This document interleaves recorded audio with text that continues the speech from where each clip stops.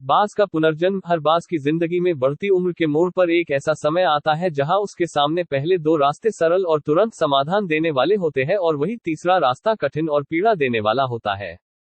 लेकिन बाज पीड़ा चुनता है और यही से शुरू होता है बाज का पुनर्जन्म। हमारे जिंदगी में कई ऐसे मौके आते हैं जब हमें परेशानियों का सामना करना पड़ता है। कई लोग तो जीवन में संघर्ष कर आगे निकल जाते हैं और कई अपने हालातों से हार मानकर खुद को जिंदगी के हवाले कर देते हैं। ऐसे में हमारी जिंदगी और हमारा खुद का कोई वजूद नहीं रहता। दुनिया उसी को सलाम करती है जो अपने कलाम खुद लिखते हैं। सिर्फ इंसान ही नहीं, कुदरत में हर प्राणी के साथ ऐसा होता है। तो आइए जानते हैं बाज के जीवन से जुड़ी आश्चर्यजनक किंतु एक ऐसा सत्य जो हम सबको प्रेरणा देगा। बाज लगभग 70 वर्ष जीता है, परंतु अपने जीवन के 40वें वर्ष में आते आते उसे एक महत्वपूर्ण निर्णय लेना पड़ता है। इस अवस्था में उसके शरीर के तीनों प्रमुख अंग बेअसर होने लगते हैं। पहला, पंजे लंबे और लचीले हो जाते हैं और शिकार को पकड़ने में कमजोर हो जाते हैं। दूसरा, चोंच आगे की तरफ मुड़ जाती है और भोजन निगलने में मुश्किलें पैदा होने लगती है। तीसरा, पंख भारी हो जाते हैं और सीने से चपकने से कारण पूरे खुल नहीं पाते हैं और उड़ाने से मिट कर देते हैं। भोजन ढूंढना, भोजन पकड़ना और भोजन खाना, तीनों प्रक्रियाएं अपनी धार खोने लगती है। उसके पास तीन ही रास्ते बचते हैं, या तो अपना शरीर छोड़ दे या अपनी प्रवृत्ति छोड़ गिद्ध की तरह त्यागे हुए भोजन पर निर्भर हो जाए, या फिर स्वयं को फिर से स्थापित करे। आकाश के साफ तौर से जाहिर बादशाह के रूप में जहां पहले दो रास्ते सरल और तुरंत समाधान देने वाले हैं, वही तीसरा अत्यंत पीड़ादायी और लंबा। बाज पीड़ा चुनता है और स्वयं को फिर से स्थापित करता है। वह किसी ऊंचे पहाड़ पर जाता है, एकांत में अपना घोंसला बनाता है और तब शुरू करता है पूरी प्रक्रिया। सबसे पहले वह अपनी चोंच चट्टान पर मार मार कर तोड़ देता है।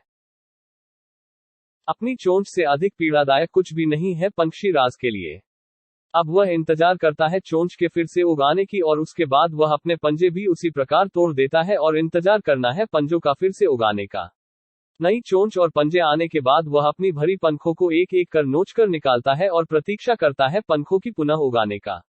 150 दिन की पीड़ा और इंतजार, और तब उसे मिलती है वही भव्य और ऊंची उड़ान।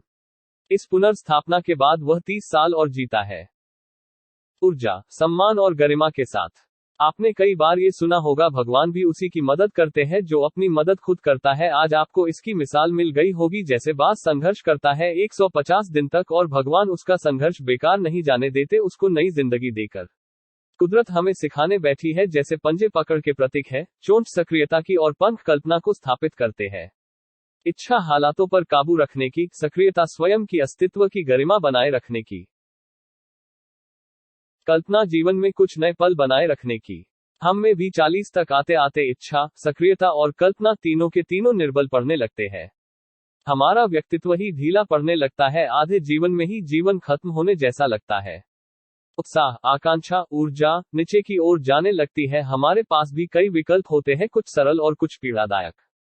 हमें भी अपने जीवन के मजबूरी भरे अतिलचीनेपन को त्याग कर काबू दिखाना होगा बाज के पंजों की तरह।